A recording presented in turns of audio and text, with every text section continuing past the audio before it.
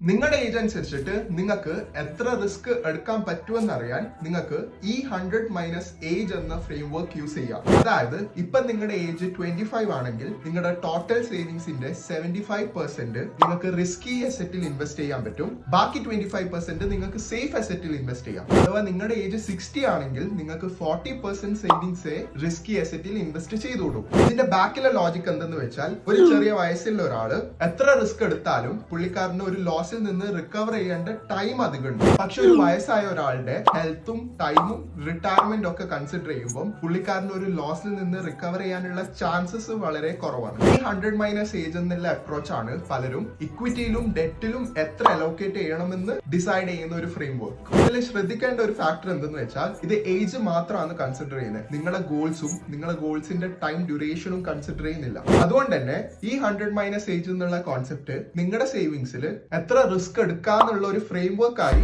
നിങ്ങൾക്ക് യൂസ് ചെയ്യാം.